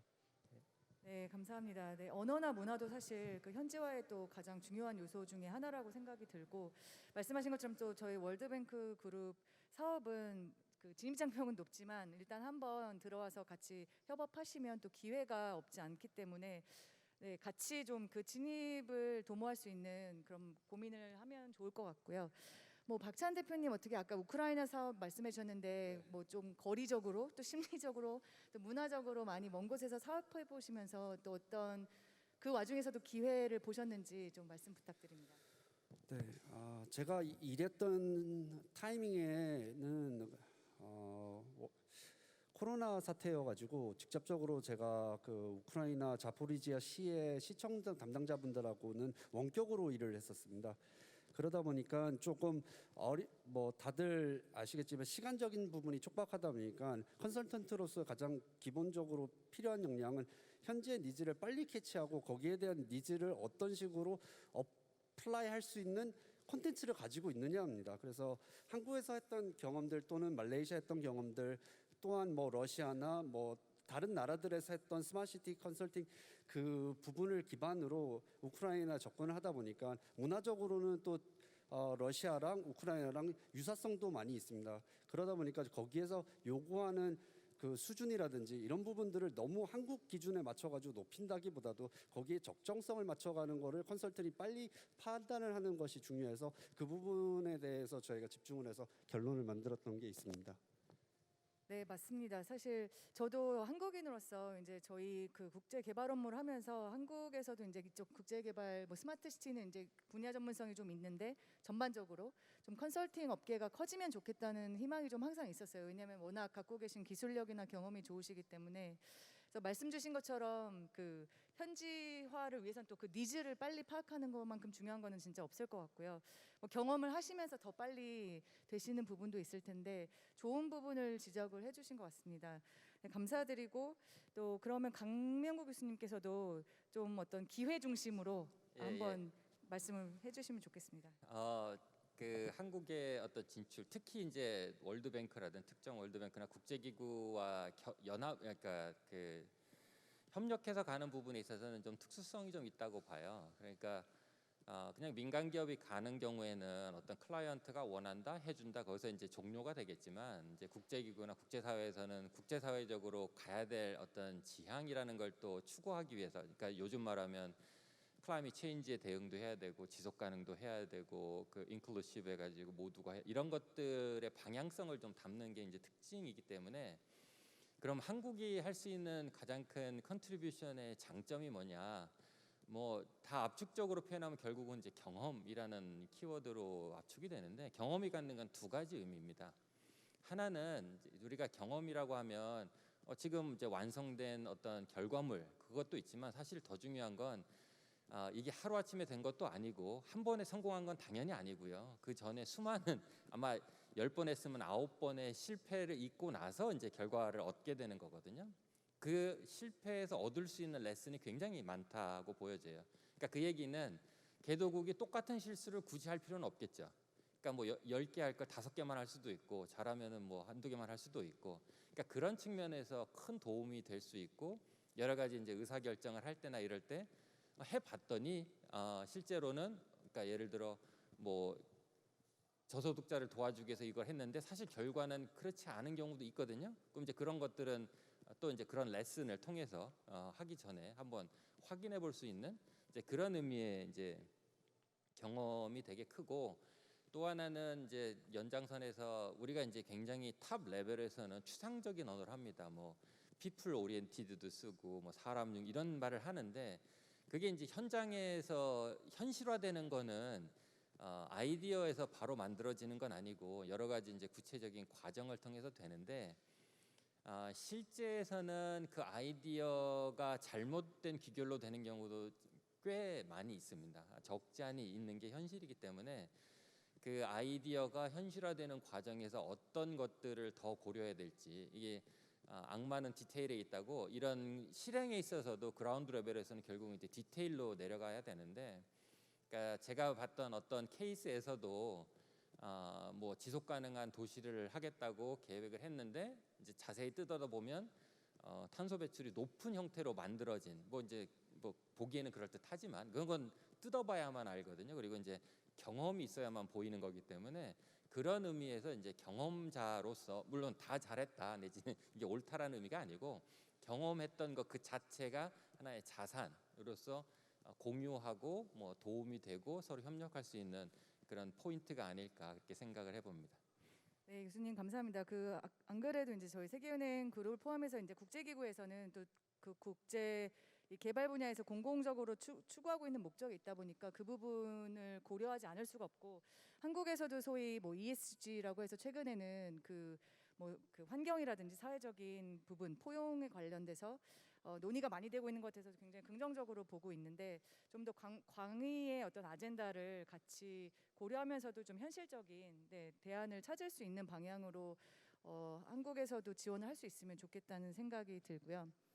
오늘 어쨌든 늦은 시간까지 이렇게 같이 해주시는 또 많은 분들 계시고, 특히 이제 저희 국토부 과장님께서도 끝까지 계셔주셨고, 저희 월드뱅크 그룹 한국사무소 소장님도 지금 끝까지 저희랑 함께하고 계시고, 또 워싱턴에서 오신 저희 이제 도시 그리고 레질리언스와 토지 관련된 그 글로벌 프랙티스의 이제 매니저께서도 저희랑 지금 끝까지 함께해 주고 계신데, 좀 이제 네 분한테 혹시 질의응답 있으시면 편하게 한번 질문을 좀 해주시면 어떨까 싶어요. 뭐 말씀드린 것처럼 저희 월드뱅크 그룹 사업을 직접 지원해 주신 전문가들이시니까 뭐 국토부 쪽에서 궁금하신 점이라든지 더 덧붙여 주실 말씀이 있으면 해주셔도 좋을 것 같고, 또 월드뱅크 그룹에서도 또 더 해주실 말씀 있지 않을까. 일반 참가자분들도 좀 질문 있으시면 한번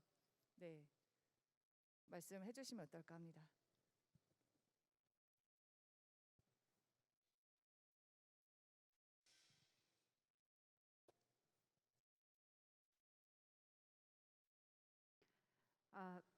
네, 안녕하세요. 저 국토부 정정이라고 합니다.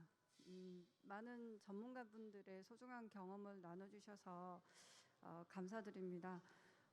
제가 담당자로서 어떻게 하면 느끼시는 불편함이라든지 조금 미흡한 부분을 개선할 수 있을지 현장으로부터 좀 제안을 듣고 싶습니다.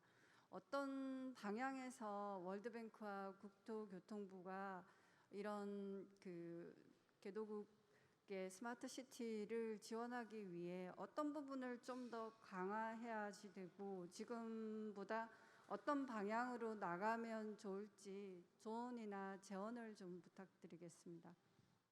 네, 정정희 사무관님 감사합니다. 전문가들 보시기에 특히 이제 한국 정부 국토부 쪽에서 전문가들 스마트시티 전문가들 좀 세계 진출을 위해서 어떤 점을 좀 지원해 주시면 좋을까 의견을 주셨는데 어떻게 간단하게 한번 의견 나눠 주시면 어떨까요? 간단하게 제가 그냥 말씀드리면 제 소견으로는 큰 센트럴 거버먼트 기준으로 바라보는 것보다도 지방자치단체에서 필요한 서비스를 하기 위해서 저희가 스마트시티를 많이 지원을 했었는데 가장 어려운 부분들은 재원 확보입니다.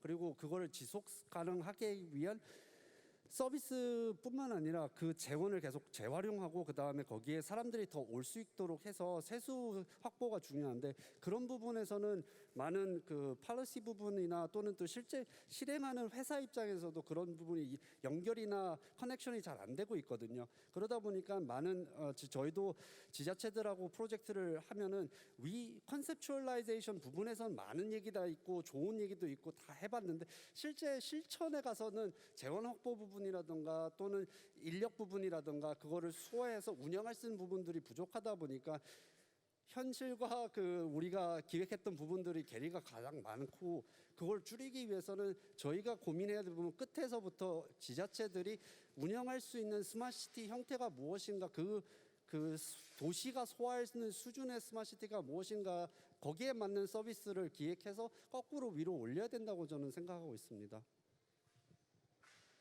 네, 전 대표님 감사합니다. 저도 그냥 한 말씀 보태면 스마트시티에 대해서 이제는 이제 시간이 좀 지났으니까 한 걸음 더 우리 자체도 좀 한 걸음 더 나아갔으면 하는데요. 예를 들면 아시다시피 실리콘밸리가 있는 파울로 알토에서 이제 스마트시티 이제 사례 이제 초기에 이제 얘기한 걸 보면 주차를 이제 센서로 해서 알려주는 앱 이런 걸 해요. 서비스를 합니다. 근데 여기서 이제 중요한 거는 이제 이거를 풀어나가는 스토리가 다른데요. 그러니까 거기서 그거를 하게 된 계기가 뭐냐면 거기는 이제 주로 차를 타고 다니니까 그 시내에서 체증이 일어난다, 교통 체증이 일어나는데 주 원인 중에 하나가 주차장을 못 찾아가지고 이렇게 막 돌면서 체증이 심화되는 거였어요. 그러니까 그걸 풀면 되니까 어디가 비었다고 알려주면 빨리빨리 어디를 가고 그럼 교통 체증이 이제 해결이 되는.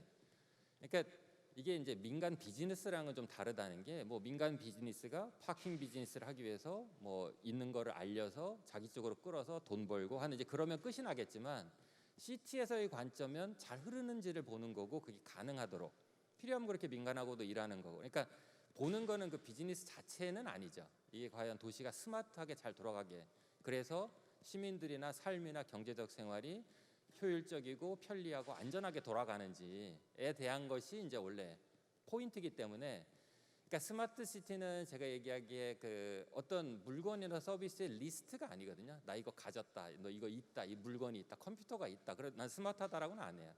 스마트한 거는 그래서 내가 뭘 했냐. 그러니까 이제 방향성과 얼마큼 갔는지 이런 거를 이제 얘기하는 거기 때문에 이제는 이제 테크놀로지를 넘어서 스마트니스에 대한 테크놀로지 말고 스마트. 그다음에 그냥 어떤 빌딩이나 어떤 단품이 아니라 시티라는 관점에서 그러니까 테크놀로지와 이제 컨스트럭션이 아니라 스마트한 시티로 우리 자체도 좀 진일보하는 이제 그런 방향성을 좀 가지고 이제 국제기구랑 협력하는 게 훨씬 더 좋은 모습이 아닐까 이런 말씀을 드려봅니다. 저는 약간 좀 실무적인 의견으로 좀 말씀드리겠습니다. 그 GCP 사업의 장점 중에 하나가 핵심 상황에 지원을 함으로써 좀 큰 효과를 낼 수 있는 이런 상황에서 그 연장선에서 말씀드리자면 사실은 GCP 외에 그 한국 정부가 지원해 줄 수 있는 다양한 제도가 있는 걸로 알고 있어서 이런 이제 본 이제 전시도 마찬가지지만 이제 초청 연수라든가 다른 이제 뭐 교육 기회라든가 뭐 파일럿 사업 기회라든가 사실 이런 부분이 좀 연결이 잘 돼 있으면 저희가 초기에 사업 개발하는 단계에서 새로운 기술을 소개하는 입장에서 한국의 최신 기술을 좀 소개를 하거나 좀 이제 시연할 수 있는 기회가 있거나 이럴 수 있으면 그런 부분이 이제 연계가 되면 사실 큰 시너지를 낼 수 있을 것 같다는 지금 생각을 실무적으로 좀 말씀드립니다. 그래서 이런 이제 그 타이밍의 중요성을 좀 생각해 보실 때는 이런 제도에 좀 연계를 좀 하면 그런 이제 기술 소개하는 부분에서는 큰 도움이 될 것 같아서 좀 말씀드리겠습니다. 네, 감사합니다. GSCP 프로그램이라는 관점에서 월드뱅크와 국토부가 뭐 가령 이제 사업을 앞으로 수중해서 전개를 한다면 뭐 이전에는 가령 뭐 비슷비슷한 거를 한 20개의 도시에 대해서 적용했다라기보다는 이 정말 랜드마크가 될 수 있는 5개, 성격이 각기 다르지만은 랜드마크가 될 수 있는 5개를 아주 신중하게 선택해서 좀 규모 있게 지원이 들어간다면은 훨씬 유용할 거 아니냐.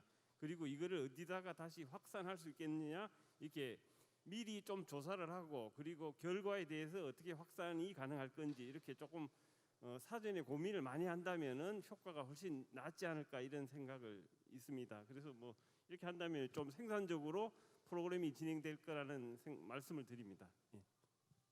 네. 죄송합니다. 제가 갑자기 막 생각이 난 게 있어가지고 좀 말씀드리려고 하는 게 뭐냐면 대부분 다 뭐 얼반 도시 계획이라든지 혹시 개발이라든지 LH공사 뭐 LX 거의 인프라 기준의 서비스들을 많이 붙이고 있는데 실질적으로 시민들이 저도 뭐 많은 일을 해보고 만나보고 얘기를 해보면 그들이 원하는 거는 콘텐츠입니다. 그래서 이 도시에 왔을 때 여기서 소비할 수 있는 특화점이 뭐가 있는지, 뭐가 차이점이 있는지, 기존적으로 저희가 뭐 공항을 가더라도 대부분 다 브랜드된 제품들만 보게 됩니다. 그래서 제가 생각했던 거는 도시도 마찬가지로 그 특색에 있는 브랜드화를 계속 알려야 되는데 그렇지 못하고 계속 중요한 거나 잘하는 거나 그런 위주로 가다 보니까 콘텐츠가 비슷비슷해지고 있는 상황들을 가고 있어서 그 부분을 좀 차별화되는 부분에서 찾아야 된다는 게 중요하고요. 두 번째로는 그 차별화된 거를 하기 위해서는 연결점들이 대부분 다 그런 얼반 쪽에 포커스되어 있는 게 아니라 저희가 원하는 거는 약간 코카라든지 뭐 콘텐츠진흥원에 갖고 있는 콘텐츠들하고 융합을 할 수 있게끔 윗단에서 상위단을 할 수 있는 인프라를 저희가 서비스화해야 되는데 그거에 대한 아이색 김 대표님께서 말씀해 주신 대로 어떻게 그거를 파일럿화 할 것인지, 그리고 한국에 있는 거를 서로 한국끼리는 공유는 많이 하고 있는데 외국에서 이거를 소비할 수 있는 소유자와 같이 파일럿을 같이 해야지만이 이해도도 올라가고 그들이 거꾸로 현지에서 세일즈를 할 수 있는 부분이 있어서 저는 이 파일럿 기회를 공동으로 같이 하면 그 나라에 맞는 사람들하고 수요자하고 공동으로 파일럿을 하면 어떨까, 그 생각을 맞춰버립니다. 네, 감사합니다. 지금 중요한 몇 가지 그 포인트를 짚어주셨는데 일단 이제는 뭐 양보다 좀 질로 가야 되는 때이고 그런 점에서는 이제 인프라도 중요하지만 내용적인 컨텐츠, 브랜딩 이런 쪽에 집중을 하면 좋겠다. 그리고 그렇게 해서 이제 내용을 좀 공동으로 또 한국하고 같이 개발할 수 있다면 해서 파일럿을 할 수 있다면 더 좋을 것 같다는 생각이 듭니다. 그래서 오늘 좀 늦은 시간까지 좀 저희 그동안 경험과 전문성을 같이 나눠주셨는데요. 한번 큰 박수로 좀 감사 표현해 주셨으면 좋겠습니다. 네, 굉장히 감사합니다. 그러면 일단 잠깐 무대를 정리하고 저희 이제 오늘 하루 종일 이제 같이 하셨는데 네, 저희 행사에 이제 간단한 그 폐막 순서를 갖도록 하겠습니다. 그러면 예, 일단 자리에 착석해 주시고요. 네, 저희 국토부의 이제 신강호 과장님 다시 모셔서 일단 이 폐회사를 듣고 오늘 이제 행사를 정리하도록 하겠습니다.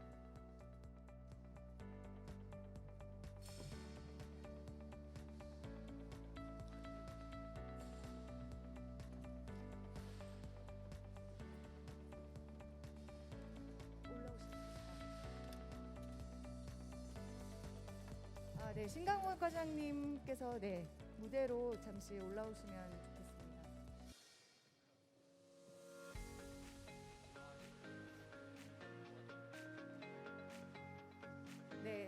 다시 한번 지금까지 저희와 함께해 주신 모든 청중 여러분, 귀빈 여러분 감사드리고요. 오늘 이제 행사를 열어주셨고 또 마무리해 주실 국토부의 신광호 과장님을 모시고 행사 마무리하는 말씀 듣겠습니다. Yeah, it took a long time today. I want to thank you for your active participation in the Korean World Bank Smart City Conference today. Today is also the last day of the World Smart City Expo 2020. It is good, very good to close both events successfully. For that, I want to thank you, the World Bank, for your cooperation. Through today's conference, we heard from various experts leading smart city development projects in the world.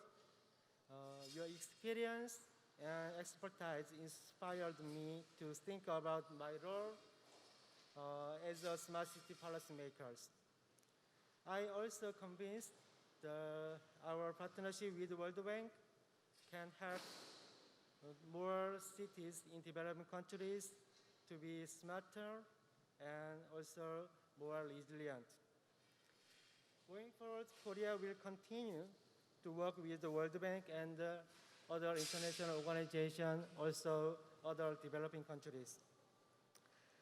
I want to thank my colleagues and the World Bank officials for organizing this event, and the experts and audience for your participation. Thank you so much.